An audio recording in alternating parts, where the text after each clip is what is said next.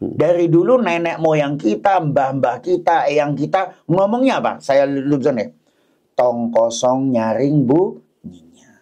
Air beriak tanda tak dalam. Padi makin tua makin merunduk. Air tenang menghanyutkan. Diam itu emas. Saya mengumpulkan 17 peribahasa dari 17 penjuru Nusantara yang artinya jadilah orang yang pintar tapi diamlah. Dan lebih parah lagi, sekarang kalau ada banyak orang yang pintar ngomong, dikritik. Dia cuma bisa ngomong doang tuh, nggak bisa kerja. Apakah mungkin ada sesuatu yang kita masukkan ke dalam otak mereka yang kerdil itu? Bahwa mungkin saja ada yang pintar dan jago berkomunikasi. Boleh banyak. Orang India banyak. Lebih parah lagi, orang India cuma bisa ngomong doang tuh, nggak bisa kerja. Guys, mereka jadi CEO global. Kalau mereka diangkat jadi CEO global, yang ngangkatnya itu kira-kira yang bego kita yang mengkritik atau yang mengangkat. Buktinya perusahaannya berkembang.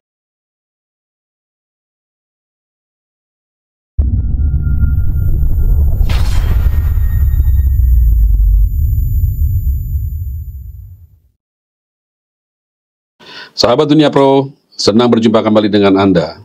Dunia Pro, podcast pertama di Indonesia untuk profesional dan eksekutif. Pagi ini, saya bersama dengan Bapak Pambudi Sunarsihanto, HR Director dari Kapal Api Group. Beliau adalah HR profesional yang sudah malang melintang di dunia manajemen sumber daya manusia. Beliau telah bekerja dengan banyak perusahaan multinasional maupun perusahaan nasional. Beliau pernah bekerja dengan perusahaan seperti Nokia, pernah bekerja di Citibank, Danone, Telkomsel, dan sekarang sebagai HR Director di Kapal Api Group. Bapak Pambudi akan memberikan insight yang sangat menarik mengenai dunia manajemen sumber daya manusia, termasuk beberapa pandangan-pandangan beliau dan perspektif beliau mengenai manajemen sumber daya manusia, tantangannya, dan apa yang bisa dikontribusikan oleh praktisi SDM di Indonesia. Selamat pagi Pak Pam. Selamat pagi Pak Enrico. Selamat datang di Dunia Pro. Terima kasih banyak Pak. Terima kasih kesempatannya. Sehat ya Pak? Alhamdulillah. Oke. Pagi ini kita akan ngobrol-ngobrol sedikit mengenai dunia sumber daya manusia. Pak Pam adalah salah satu dari banyak pakar sumber daya manusia di Indonesia, profesional, praktisi, yang sudah malang melintang juga di beberapa perusahaan besar juga, perusahaan multinasional maupun perusahaan lokal. Alhamdulillah. Yang menarik saya perhatiin dari Pak Pam adalah Pak Pam itu selalu bekerja dengan perusahaan yang merupakan leader di bidangnya. Betul. Pak Pam pernah kerja di Nokia, pada masanya pernah jadi nomor 1 di industri telekomunikasi. Pernah di Telkomsel nomor 1 juga. Aqua nomor 1. Citibank ke nomor 1 corporate banking. Betul. Dan bank Amerika terbesar di Indonesia. Betul. Terus sekarang di Kapal Api Group juga. Number one secara market share kopi di Indonesia. Betul. Dan di Bluebird juga pernah ya Pak? Betul. Nomor 1 perusahaan transportasi di Indonesia. Iya, oke. Itu by design atau kebetulan Pak Pam? Oke.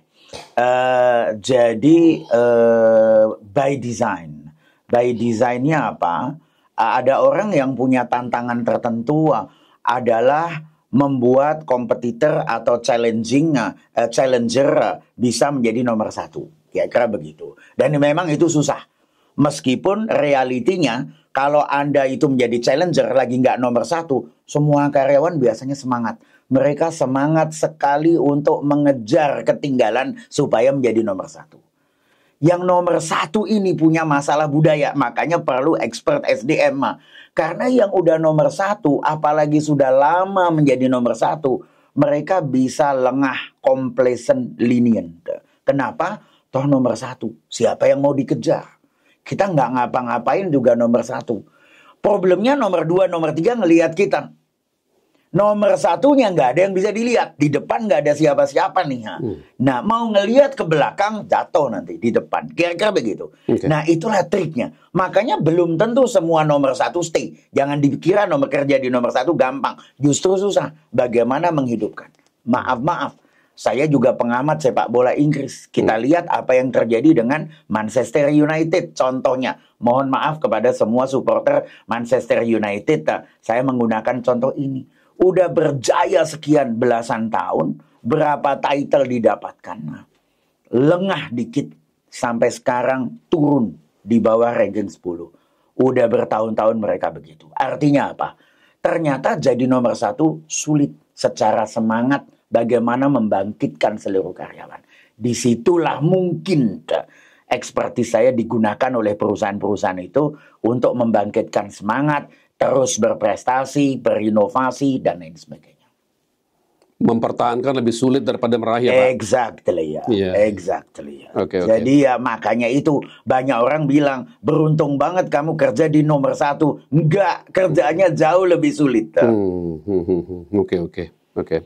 Ini kan pemirsa kita di rumah kan beragam ya Pak. Betul, ya. betul. Jadi ada yang orang corporate, seperti ya kita gini. Betul. Terus ada juga yang UKM. Yes. Mungkin juga ada anak yang baru lulus kuliah juga. Betul. Jadi mungkin kita agak tarik mungkin lebih basic dulu nih Pak Pam. Ini mungkin Pak Pam kita tarik 30 tahun ke belakang dulu gitu loh. Fungsi SDM atau sumber daya manusia dalam satu organisasi itu apa Pak? Oke, siap. Bagus. Mau corporate-nya udah ada 100.000 karyawan, mau baru 1.000, mau baru mulai 100, 2 suami istri baru mulai usaha, atau sendirian baru memulai, ujung-ujungnya satu, maaf, profit. Kalau nggak ada profit, usaha nggak bagus. Itu reality yang kita kehadapin, ya. Jadi semua usaha nyari profit. Normal, kita bukan yayasan, bukan panti asuhan. Semua bidang usaha, UMKM, BUMN, perusahaan besar, nasional, lokal, nyari profit. Profit ini dapatnya dari mana? Profit ini sama dengan pendapatan dikurangi pengeluaran. Berarti dari pendapatan. Siapa yang memberi pendapatan? Pelanggan. Nah, jadi kalau mau nyari profit, pastikan pelanggan Anda happy. Itu rule number 2. Rule number 3, dan ternyata yang paling penting, yang ngurusin pelanggan siapa? Seringkali bukan bosnya. Misalnya nih, ada sebuah restoran di Indonesia punya 100 cabang. Punya direktur, CEO orang top deh, direktur keuangan. Direktur utamanya ngelayanin pelanggan nggak? Enggak. Yang melayani pelanggan setiap hari siapa? Pegawai yang digaji di depan konter, masak di dapur, dan lain sebagainya. Berarti apa? Pegawai yang melayani pelanggan. Nah, fungsinya SDM apa? Fungsinya SDM adalah memastikan pegawainya happy, termotivasi, loyal, supaya pelanggannya happy, betah, loyal. Kalau pelanggannya happy, betah, loyal, profit otomatis akan jalan sendiri. Jadi ibaratkan sebuah rumah di mana atapnya adalah profit, kemudian dindingnya adalah pelanggan, maka fondasi rumah tersebut adalah pegawai. Fondasinya goyah, rumahnya runtuh. Nah, ini yang kadang nggak dirasakan. Yang penting pokoknya profit aja jalan. Nah, lupa mereka memastikan pelanggan dan pegawainya. Maka perusahaan yang saya tangani selalu memastikan hal tersebut. Contoh sederhana, Bluebird. Kenapa Bluebird berjaya? Bukan mobilnya lebih bagus, sama Pak, mobilnya sama yang lain mungkin. Tapi pengemudinya lebih ramah, jujur, ada barang hilang dikembalikan. Saya sekarang bekerja di kapal api. Siapa pegawai saya? Yang membuat kopi di pabrik, yang pergi ke pasar melayani warung-warung tersebut. Mereka harus memastikan pelanggannya happy. Sebelum mereka memastikan pelanggannya happy, kan mereka harus happy duluan. Berarti tugas SDM memastikan gajinya tepat waktu, insentifnya bagus, fasilitasnya bagus, supaya pegawai happy, pelanggan happy, profit happy. Ingat 3P, profit nggak bisa jalan tanpa pelanggan. Pelanggan nggak akan bisa happy tanpa pegawainya happy. Kenapa semua kata bagus dimulai dengan huruf P? Nama saya Pambudi. Siap. Oke. Nah, kalau di level korporat, Pak, tugas seorang HR Director apa, Pak? Betul. Kalau di level corporate, tugas seorang direktur sumber daya manusia. Satu. Kan bosnya punya cita-cita profitnya harus sekian, misalnya. Supaya profitnya sekian, penjualan harus sekian. Nanti tugas seorang direktur sumber daya manusia yang pertama kali adalah kapasitas. Punya orang yang cukup nggak untuk bikin begitu? Cita-cita penghasilannya 10 miliar. Pegawainya perlu berapa? Harus dihitung. Pertama adalah kapasitas, capacity jumlah. Dua, capability, kemampuan, kompetensi yang dibutuhkan apa. Mau jualan online, pegawainya ngerti digital nggak? Bluebird mau berpindah dari nyegat di jalan melambai menuju aplikasi, pengemudinya ngerti aplikasi nggak, bisa pakai aplikasi nggak? Contoh, kita harus memastikan itu. Terakhir namanya culture, budaya kerja di mana semuanya saling bahu-membahu bekerja sama untuk mencapai tujuan yang sama. Jadi saya sebutkan tugas seorang pemimpin sumber daya manusia itu bukan hanya ngitung gaji, ngitung cuti, itu tugas anak buahnya. Tapi secara strategik 3C tadi ya. Jadi satu adalah capacity, jumlah karyawan yang diperlukan berapa. Capability, jumlah kompetensi, levelnya berapa yang harus dimuat. Dan membangun culture yang baik. 3 hal itu dilakukan, Anda akan bisa memenangkan kompetisi dalam bidang apapun, di industri apapun, di negara manapun. Siap. Kalau kita bicara mengenai perusahaan-perusahaan yang baru berdiri ya Betul, Pak. betul. Kalau menurut Pak Pam, kapan sih perusahaan itu butuh seorang full-time profesional sumber daya manusia? Betul, Ya. betul. Tergantung komitmen dari perusahaan tersebut. Perusahaannya mau komitmen jangka panjang atau jangka pendek. Kalau mau jangka pendek ya ditangani aja sama CEO-nya, kasarannya begitu. Tapi kalau perusahaan itu punya komitmen untuk membangun jadi perusahaan yang besar, membangun bisnis yang besar, dan tentu saja kapasitasnya besar, dari hari pertama sudah harus punya HR leader. Tapi maaf, bukan HR leader yang ngitung cuti atau ngitung gaji. Kalau perlu hal-hal kayak gitu bisa dilakukan oleh admin. Tapi seorang HR leader yang strategik, yang ngerti 3 hal tadi. Berarti apa? Saya ulang. Capacity, capability, culture. Nah, jadi ukurannya bukan dari segi karyawannya. Karena kalau ukurannya dari segi karyawan, seolah-olah mengurus karyawan. Seolah-olah, walah kalau cuma 10 orang yang ngitung cutinya bisa 1 orang. Kalau cuma 10 orang ngitung gajinya bisa dititipkan ke accounting. Mungkin. Tapi we are talking about culture. Membangun perusahaan itu sama seperti membangun strategi. Berarti dari hari pertama harus ada orang yang bisa membangun budaya di kalangan karyawan, pelanggan, dan sampai ke profit dari bisnis tadi. Kira-kira begitu. Menarik. Jadi ukurannya bukan angka, ukurannya adalah komitmen, dan itu harus diwujudkan sejak hari pertama. Jadi tidak ada rasio ya. Saya pernah dengar juga kan, kalau misalnya ada beberapa perusahaan, rasio antara orang HR versus jumlah karyawan. Betul. Itu tidak baku ya Pak? Well, pertanyaan Bapak mulai berapa? Jadi perusahaannya merintis. Kalau sudah well established, ada rasio yang bisa digunakan sebagai benchmark. Perusahaan-perusahaan multinasional atau dalam skala perusahaan berskala besar itu menggunakan skalanya 1:100. 1 orang HR itu untuk 100 karyawan. Kenapa 1 untuk 100? Karena kan kita human perlu ada human touch juga. Nah, berarti misalnya nih ada perusahaan yang punya karyawannya 16.000, ya berarti total rata-ratanya orang HR adalah sekitar 160. Kenapa 160? Karena kita perlu peka terhadap orang, curhat apa masalah mereka, di coaching, di counseling, dan dibantu oleh HR tools, digital tools yang harus berjalan. Pertanyaan berikutnya adalah, seberapa besar peran HR dalam menangani karyawan secara human harus dibagi sama bosnya. Kenapa harus dibagi sama bosnya? Karena yang bertemu sehari-hari kan bosnya.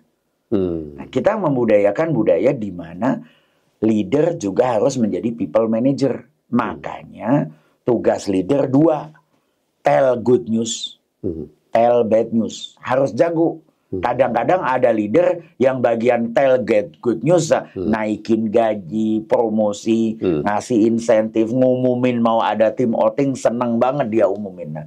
Begitu ada bad news, orang yang nggak bagus dikasih SP, atau kalau perlu disuruh PHK, HR, kan nggak bener juga. Leader yang baik itu bisa reward and punishment, bisa tell good news dan bad news. Tapi overall rasionya 1:100. Masalahnya, lah kalau pegawainya cuma 100 gimana? 1, ya dia ngerjain semua, mungkin susah. Jadi itu mungkin rasio yang bisa digunakan pada saat perusahaannya sudah cukup established di atas 1.000 atau 2.000 orang. Oke. Pak Pam, kan kita banyak ketemu sama CEO ya. Betul. Level global gitu yang selalu bicara. Betul. Kerjaan CEO itu sehari-harinya paling penting adalah mengurus sumber daya manusia. Betul. Banyak yang ngomong begitu. Betul. Yang membedakan antara yang lip service sama yang actual seperti apa tuh Pak Pam? Oh, CEO-nya? Iya. Oke.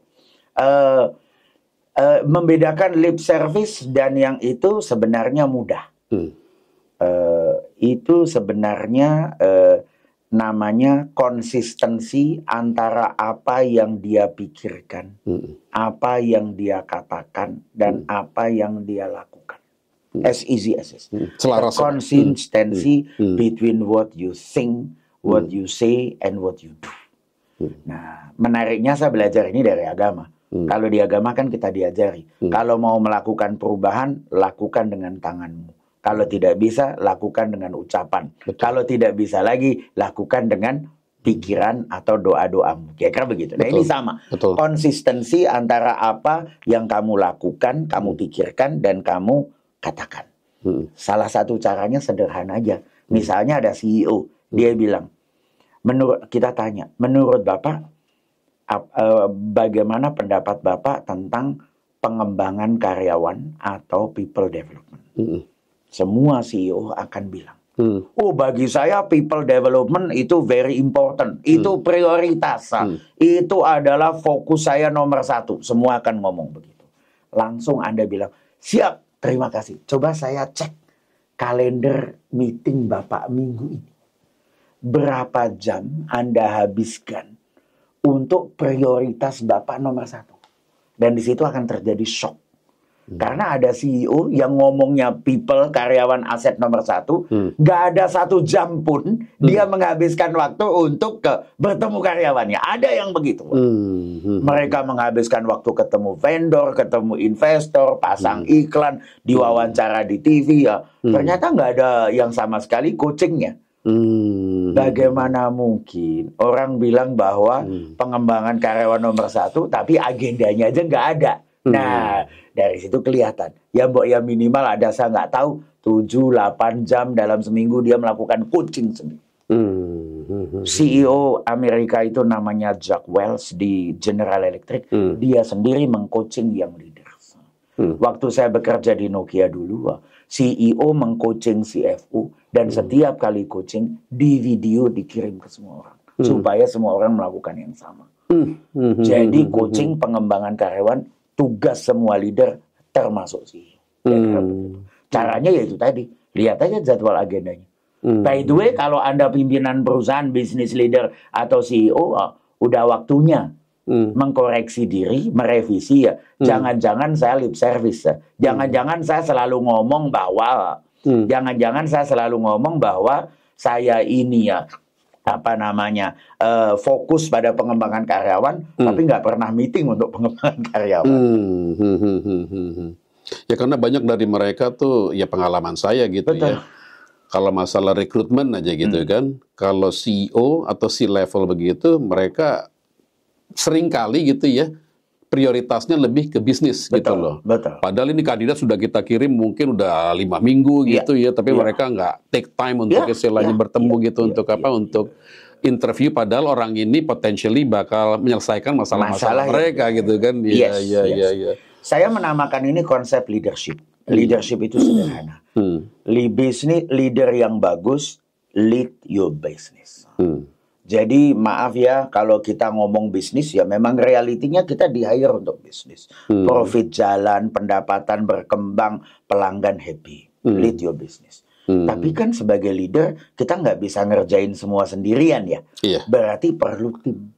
Konsep kedua adalah lead your team. Berarti mengembangkan tim kita, menghabiskan waktu yang cukup supaya timnya termotivasi dan terdidik dengan baik.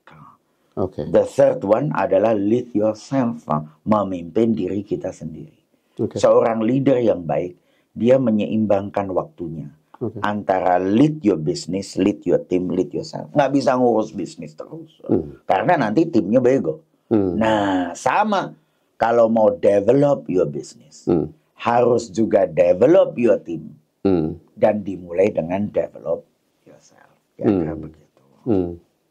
Saya pengen tanya Pak Pam, gini, kalau perusahaan-perusahaan besar gitu ya, kayak misalnya yang sudah publicly listed misalnya di Amerika lah, yang sudah masuk ke bursa gitu ya, analis itu akan menilai perusahaan dan mereka punya quarterly performance. Betul. Jadi top line achievement, profit achievement dan lain sebagainya. Sekarang juga ada ESG dan lain sebagainya gitu. Dari situ mereka menentukan gitu loh. Ini mana perusahaan yang layak untuk diinvest gitu loh. Bahkan kalau saya baca buku klasik From Good to Great gitu Jim Collins ya, dia bilang dia mengukurnya begini. Dalam kurun waktu 15 tahun, yang mana perusahaan ini yang 3 kali above market gitu loh, secara konsisten gitu loh.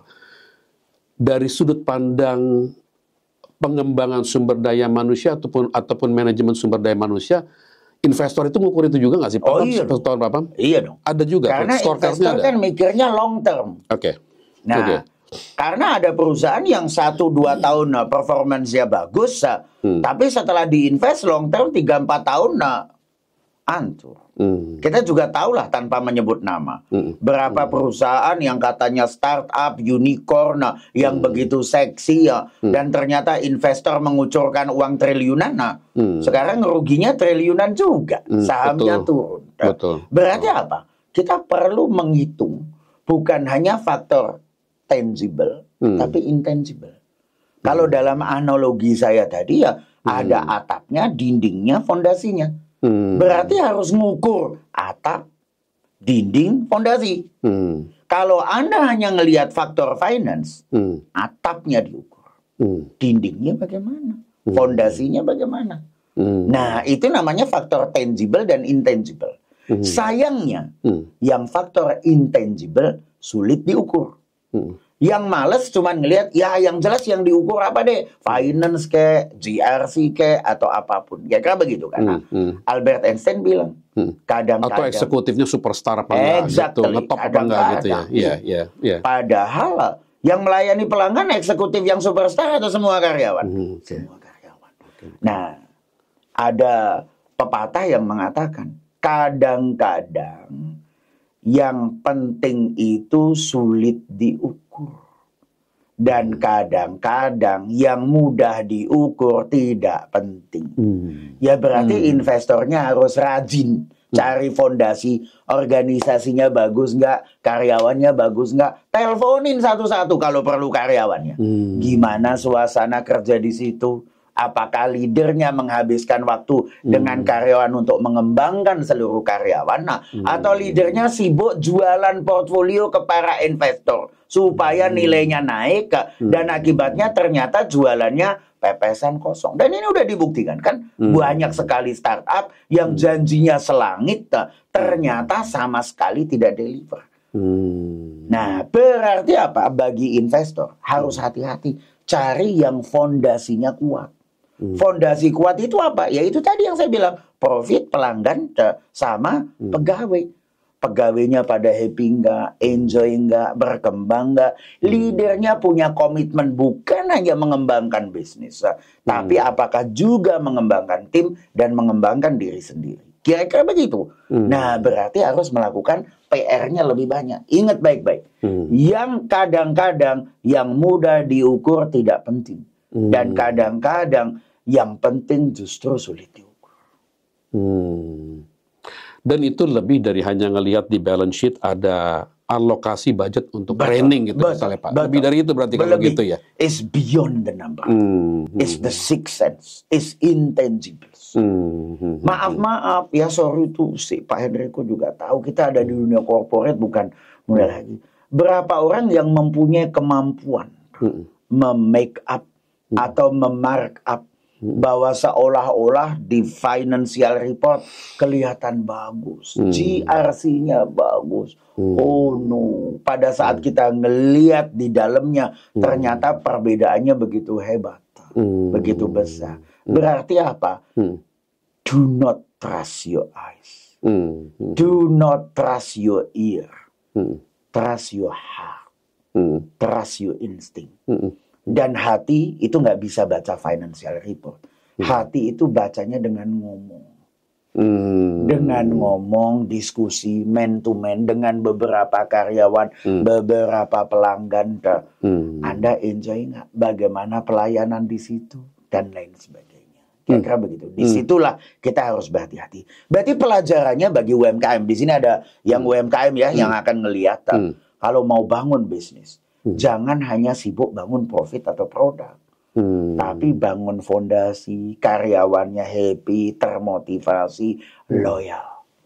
Orang Indonesia itu keren banget, mereka loyal pada leadernya. Pak, Diponegoro itu pengikutnya ribuan, mereka akan mati untuk Diponegoro. Dibayar mahal nggak? Enggak. Di Keraton Jogja ada banyak sekali ya namanya abdi dalam, pegawainya Keraton Jogja, loyal, setia mengabdi. Dibayar mahal nggak? Enggak. They would die for the leader. Asalkan leadernya baik, memperhatikan sebagai nahkoda, dia menyelamatkan kapal, menyelamatkan semua anak buahnya. Kalau ada krisis, bukan menyelamatkan diri sendiri. And people are smart. They know if you are good leader or not. Kalau you are good leader, they will follow you. Jadi sebagai investor, tanya aja pegawainya. Berarti sebagai pengusaha, bangun sistem agar semua karyawannya engage, motivasi, loyal. Perusahaan yang bagus-bagus, itu semua karyawannya 15-20 tahun. Tanya aja pengemudinya Bluebird. Mereka kalau ditanya, Bapak bekerja di sini sudah berapa lama? Sombong nanti jawabannya. Saya baru Pak. Baru berapa lama? Baru 20 tahun. Saya bekerja di kapal api ya. Saya pergi baru. Kemarin saya di pabrik yang di sepanjang Surabaya namanya pabrik kopi kita. Saya tanya, Bapak berapa lama? Baru Pak. Baru berapa lama? 25 tahun. Pak, orang itu sama manusia. Nggak usah ngomong ini Gen Z, ini orang tua, ini baby boomer. Kalau mereka tidak diperlakukan dengan baik, mereka keluar. Kalau ada seorang karyawan betah 15-20 tahun, pasti karena mereka diperlakukan dengan baik. Bisnis yang fondasinya kuat, ngerti itu. Bisnis yang fondasinya gak kuat, sibuk dengan profit, membenahi laporan keuangan, hire konsultan untuk membenahi, sibuk menghabiskan waktu dengan investor, memang selama 1-2 tahun keren banget. Setelah itu mulailah fondasinya goyah. Got it. Keren Pak, keren. Tantangan terbesar Pak Pam untuk mengelola manajemen sumber daya manusia hari ini apa Pak? What keeps you awake at night? Yes. Pak, saya ini kebetulan termasuk anggota Hima Salju. Himpunan Mahasiswa Salah Jurusan. Bapak background-nya computer science. Jadi banyak orang SDM yang latar belakangnya adalah dari psikologi karena menangani manusia. Kebetulan saya adalah lulusan computer science, master saya artificial intelligence. Saya tertarik menangani sumber daya manusia. Alhamdulillah, no worries. Jangan minder bagi yang lain. Mau lulusan psikologi, mau lulusan computer science, bisa menjadi direktur sumber daya manusia yang baik, asalkan Anda mau belajar. Semua bisa dipelajari. Nah, problemnya karena saya direktur sumber daya manusia dan saya ngerti artificial intelligence, master saya itu Pak, saya sekarang jadi worry Pak. Kenapa saya jadi worry? Dulu. Itu tahun berapa belajarnya ya Pak? Saya belajar di Finland kan ya? Alto ya? Di Prancis. Di Prancis. Oh, di Nantes. Sekitar tahun 92. Oke. Nah, jadi ilmunya nggak baru Pak terus terang. Ilmunya nggak baru, prosesornya baru. Jadi ibaratnya mobilnya waktu itu udah ada, jalan tolnya nggak ada. Jadi jalannya lambat. Nah, artificial intelligence secara ilmu udah ada Pak. Tapi prosesornya masih lambat. Akibatnya melakukan sesuatu perlu waktu yang lama jadi nggak efisien. Nah, sekarang prosesornya udah jago-jago. Berarti mereka bisa melakukan apa yang dilakukan oleh si artificial intelligence tadi. Nah, akibat dari itu apa yang terjadi? Contoh sederhana Pak. Satu, dulu kalau membuat pabrik minuman dengan kapasitas tertentu, itu perlu 1.200 orang. Ada sebuah pabrik di Jawa Timur, karyawannya 1.200. Pada saat yang sama, kemudian sekarang perusahaan itu membuat pabrik yang sama di daerah Jawa Barat sana, di Sukabumi, cuma 20 orang. Karena banyak sekali fungsi-fungsi yang digantikan oleh mesin, fungsi yang digantikan oleh mesin, fungsi yang digantikan oleh artificial intelligence. Pengusaha mikir, lihat baik-baik. Ujungnya profit kan Pak? Nah, mana yang lebih menguntungkan? Komputer sekali beli jalan terus. Mungkin 2-3 tahun sekali perlu di-upgrade. Manusia tiap bulan dibayar. Tiap tahun minta naik gaji. Kadang-kadang demo. Kalau minggu pamit karena nganter anaknya sakit.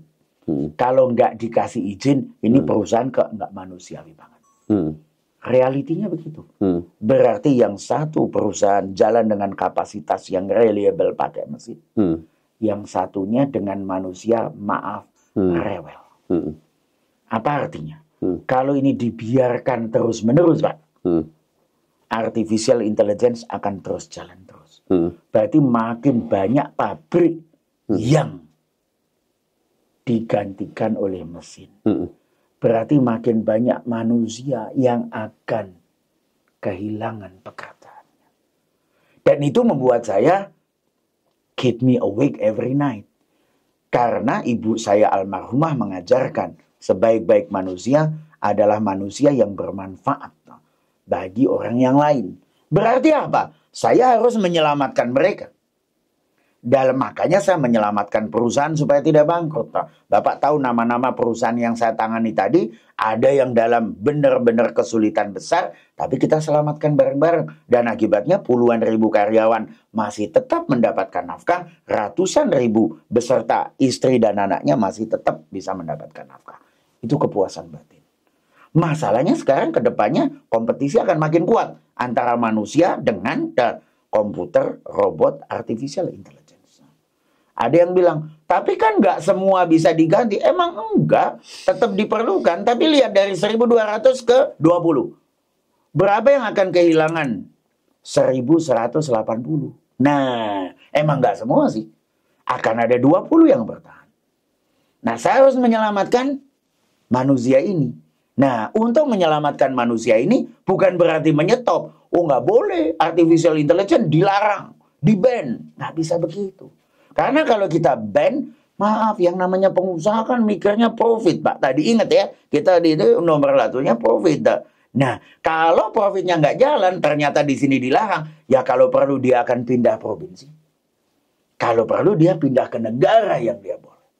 Padahal konsekuensinya akan fatal. Bayangin kalau ribuan, jutaan karyawan kehilangan pekerjaan, ekonomi akan turun. Lah produknya siapa yang beli? Nah, jadi menyetop artificial intelligence bukan jawaban.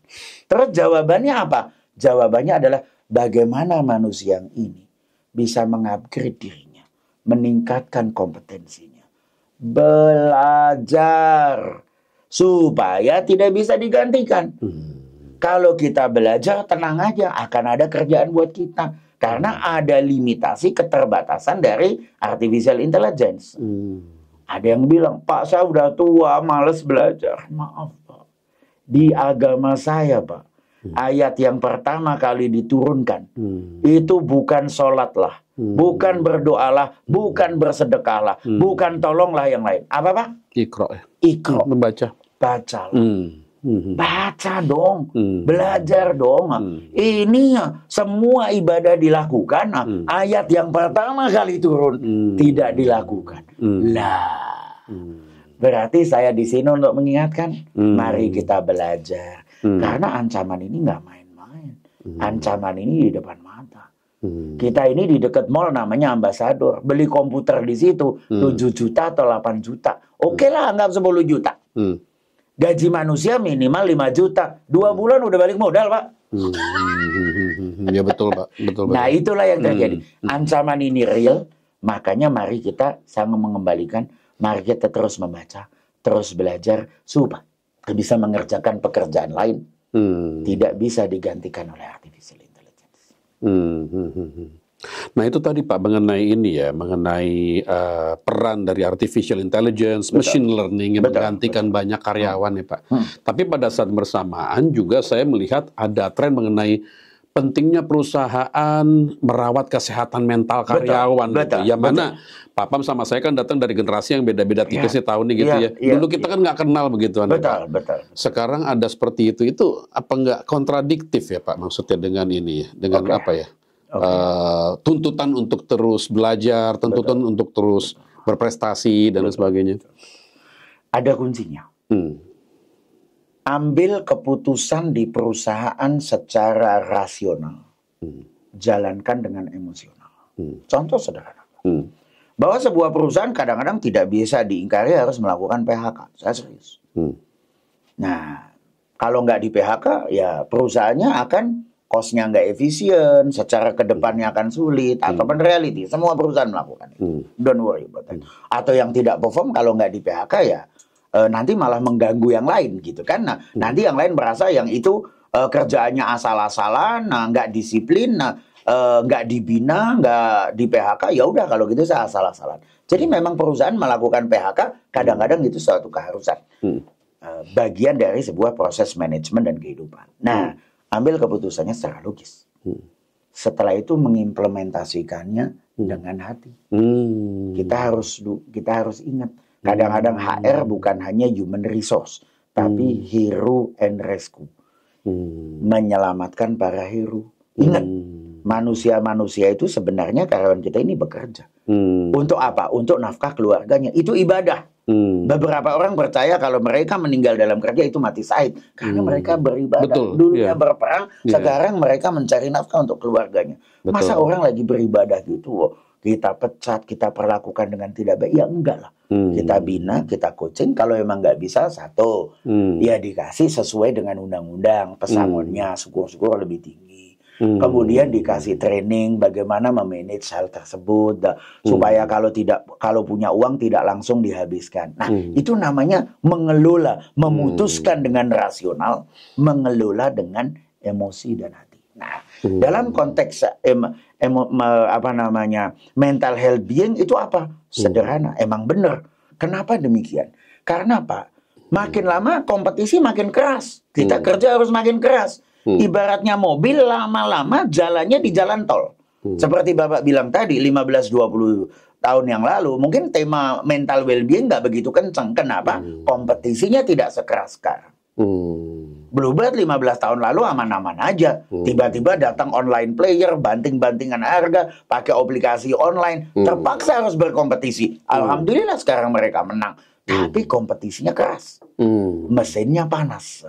Lah kalau mesinnya panas dan tidak dikelola dengan baik, kan turun mesin, Pak. Nah, itulah mental well-being. Jadi gimana? Ya berarti semua mesin itu punya namanya karburator. Karburator ya, alat pendingin mesin. Artinya kalau mesinnya panas didinginkan. Jadi sebelum stres, perusahaan harus melakukan mental well-being. Apakah kegiatan olahraga bersama, hobi, dan lain sebagainya untuk menunjang hal tersebut. Lebih tepatnya sebenarnya ada 4 hal yang perlu dilakukan. Physical well-being. Orang harus fisik sehat. Olahraga kayak di kantor, bikin sesuatu, kampanyekan supaya tidur cukup, makan sehat. Physical well-being. Gak ada gunanya pinter kalau sakit atau stroke. 1. 2, mental well-being. Jangan sampai stres. Nah, bikinlah klub musik kayak atau klub stand up comedy, kumpulin. Di perusahaan saya sekarang saya bikin namanya Fantastic Friday. Setiap Friday kita ngumpul, having fun, ada yang sharing session, ada yang nyanyi, ada yang stand up comedy. Let's have fun. Mental well-being. 3, financial well-being. Sekarang banyak tuh yang namanya besar pasak dari tiang, godaan yang ngasih kredit, judi online, punjol online. Diajarin jangan besar pasak daripada tiang. Kalau mau kebutuhannya nambah, daya belinya nambah, boleh, tapi tambahin kerjaannya supaya dipromosi, gajinya nambah baru. Reward yourself, boleh. Saya juga mereward myself, Pak. Tapi ya kerja keras dulu dong. Jangan belum apa-apa udah minta reward. Belum apa-apa baru kerja 2 minggu saya mau healing ke Bali, ke Singapura. Ternyata terlibat benjol. Di agama saya diajarkan. Bayarlah upah buruh sebelum keringatnya. Artinya apa, Pak? Keringetan dulu, kerja keras dulu. Betul. Belum kerja keras udah minta budget healing, ya susah. Kira-kira begitu. Jadi Pak, mental well-being, physical well-being, financial well-being, sama-sama pentingnya. Ada anekdotnya kalau orang Indonesia bukan keringetan bukan karena kerja tapi karena makan. Nah, makanya pedas. Betul. Kerja keringetan, mungkin kerjanya di AC ya. Makan keringetan. Iya. Papam, INSEAD itu pernah melakukan riset Global Talent Competitiveness. Betul. Jadi dari 130 something negara itu Indonesia ada di nomor 80. Padahal kita penduduk 5 besar dunia. Betul. Ini kalau menurut Pak Apam, apa nih solusinya nih? Dan apakah pemerintah itu perlu punya Kementerian SDM sendiri? Betul. Sumber daya manusia ya, bukan sumber daya mineral. Betul. Setuju. Jadi Pak, kebetulan saya pernah bekerja di perusahaan global. Nokia, Citibank, Danone, begitu ya. Dan memang realitinya ada benernya. Orang Indonesia itu banyak sekali yang pinter loh Pak. Kalau Olimpiade Fisika atau Matematika, itu yang menang orang Indonesia. Banyak sekali anak SMA Indonesia itu menang. Gitu. Tapi begitu udah jadi leader, jadi CEO atau C-level, jarang sekali yang berkibar. Bisa dihitung dengan jari. Makanya saya pernah di posisi itu, saya pulang. Saya pengen mengembangkan sebanyak-banyaknya manusia Indonesia. Nah kenapa demikian? Sorry, Papam kerja di luar negeri berapa lama ya? Berapa tahun ya? Saya pernah kerja di 7 negara. Iya. Total kalau di total mungkin kerjanya 15 tahun. Okay. Saya kuliah 8 tahun. Berarti saya total berada di luar negeri 23 tahun. Oke. Oke. Nah, apa yang terjadi ya? Kenapa orang Indonesia pintar? Karena emang kompetensinya bagus. Satu, kompeten. Problemnya kalau kita mau jadi leader, bukan hanya kompetensi. Nah ini 3C lagi nih. Nah, tadi kan 3P ya, sekarang 3C. Apa itu? Kompetensinya harus tinggi. Kedua, rasa percaya diri. Confidence. Kita datang bully dikit aja udah ngeper, Pak. Ya kira begitu. Ketiga, communication. Mampu berkomunikasi dan mengartikulasikan ide. Anak-anak kita nggak diajarin itu. Anak-anak kita nggak diajarin untuk dari kecil nyanyi di depan umum. Untuk pidato di depan umum.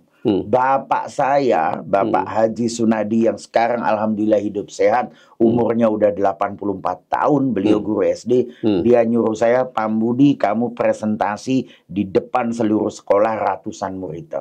Umur saya 6 tahun, Pak. Tapi berapa orang yang seperti Bapak saya? Nggak ada. Nah, artinya apa? Kita perlu keseimbangan antara kompetensi, confidence, dan communication. Kenapa demikian? Gaya pendidikan kita beda. Dari dulu nenek moyang kita, mbah-mbah kita, eyang kita ngomongnya apa? Saya lulusan ya. Tong kosong nyaring bunyinya. Air beriak tanda tak dalam. Padi makin tua makin merunduk. Air tenang menghanyutkan. Diam itu emas. Saya mengumpulkan 17 peribahasa dari 17 penjuru Nusantara yang artinya jadilah orang yang pintar tapi diamlah. Dan lebih parah lagi, sekarang kalau ada banyak orang yang pintar ngomong, dikritik.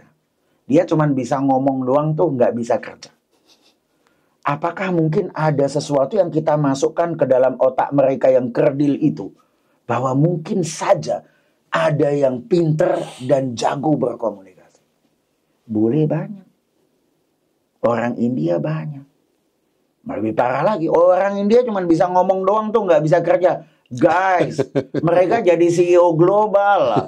Kalau mereka diangkat jadi CEO global, yang ngangkatnya itu kira-kira yang bego kita yang mengkritik atau yang mengangkat. Buktinya perusahaannya berkembang. Betul. Nah, berarti apa? Stop mengkritik orang yang jago ngomong. Siapa tahu mereka adalah jago kompeten dan jago ngomong. Maka dari awal, ajarilah kita sendiri, semua anak buah kita, semua anak-anak kita.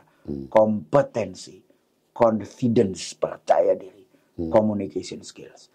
Tanpa itu, kita nggak akan pernah bisa menaikkan indeks sumber daya manusia. Nggak usah bikin, Pak, kementerian khusus menangani human capital atau apa, don't worry. Itu dilakukan dengan pendidikan. Dan pendidikan itu tanggung jawab antara pemerintah dan orang tua. Banyak orang Indonesia dikit-dikit nyalain pemerintah. Pemerintahnya gininya, sekolahannya gini, gurunya begini. Tanggung jawab utama di orang tua. Saat kita dihisab di akhirat nanti, yang ditanya bertanggung jawab tentang anak kita bukan gurunya, bukan pemerintahnya, orang tuanya. Tanggung jawab. Makanya kalau di Afrika ada pepatah, it take a village to develop a child. Perlu satu kampung. Itu harus bekerja sama. Perannya ada di orang tua. Problemnya banyak orang tua mengotsourcekan pendidikan anak ke sekolah, ke pembantu, ke apapun. Pak, di Indonesia yang namanya outsource boleh dilakukan asal non-core activity. Betul? Yang core activity ada di kita. Ternyata orang tua banyak yang mengoutsource pendidikan anaknya ke pembantu, suster, sekolah, guru les, bapak ibunya sibuk sendiri. Terus jangan dikomplain kalau ternyata anaknya kurang kompeten, confident, dan communication. Tapi kan kita sibuk. I agree, semua orang sibuk. Emang saya nggak sibuk apa?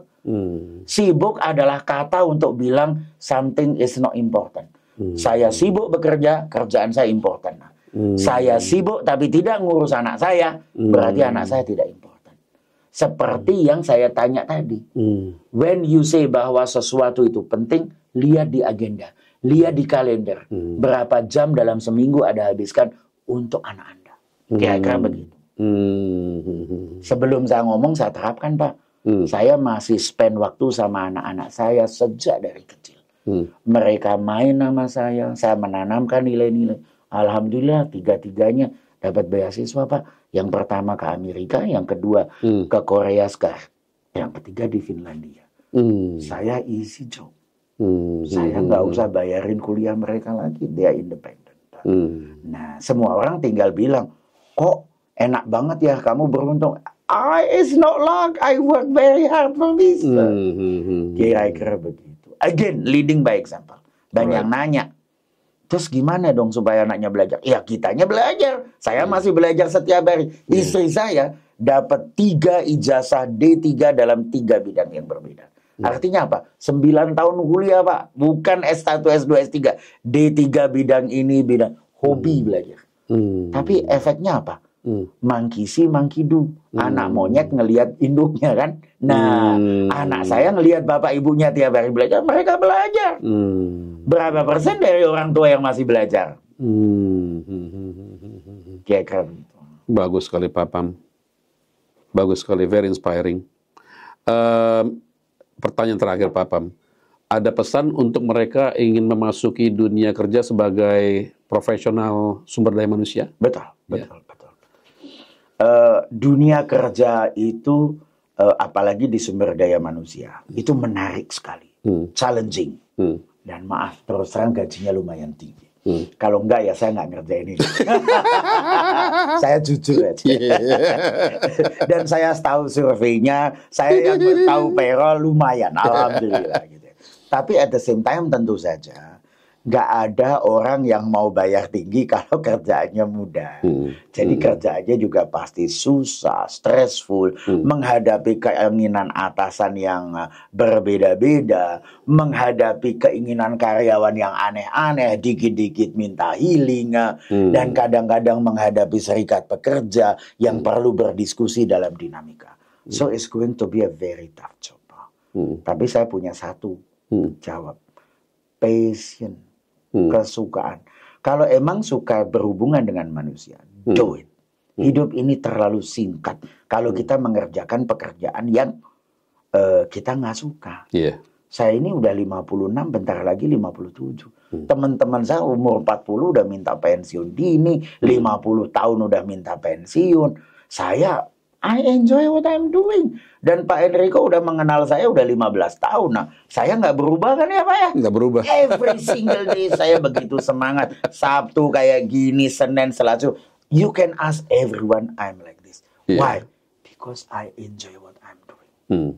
Saya belajar dari anak saya. Anak saya namanya Adrian. Suatu saat dia suka belajar Lego. Pada saat dia belajar Lego, dia suka banget main. Sampai malam kalau nggak di stop, dia nggak berhenti. Anak saya yang kedua waktu kecil namanya Nadia. Dia hobi masak-masakan. Itu sampai satu ruang tamu yang luas, penuh dengan alat masaknya berserakan. Sampai malam dia lakukan itu.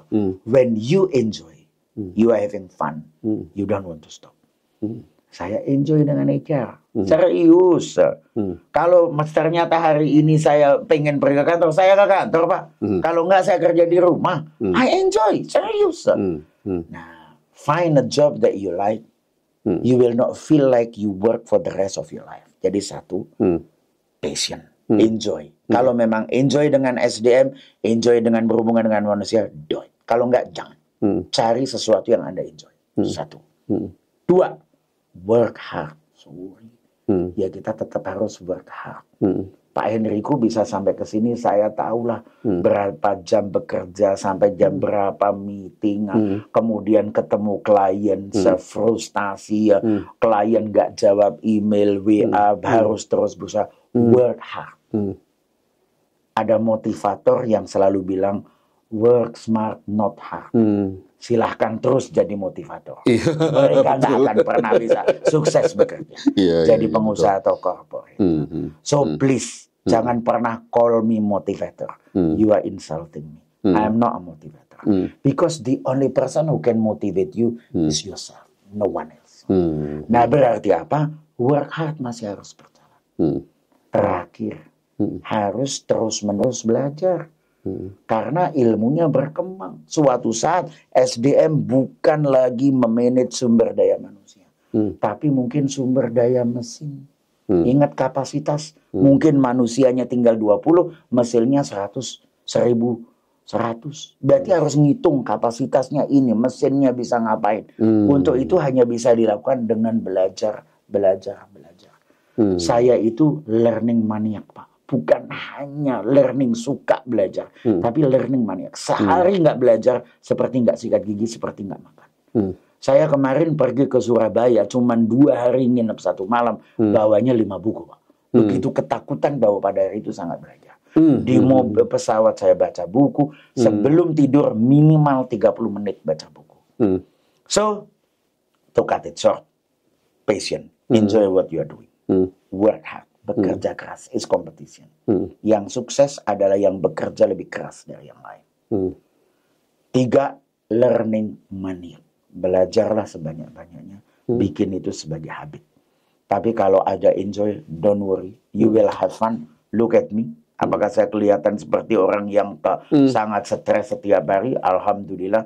I enjoy. I'm doing like this every day. Because I enjoy what I'm doing, passion. I work hard, but I'm also learning money. Terima kasih Pak Enrico. Excellent Pak Pam. Sangat inspiring sekali. Saya yakin juga buat pemirsa di rumah pasti mereka akan terinspirasi dengan pesan dari Pak Pam Budi. Pak Pam Budi Sunarsihanto, saudara-saudara. Selamat pagi, sampai berjumpa lagi di episode berikut. Terima kasih.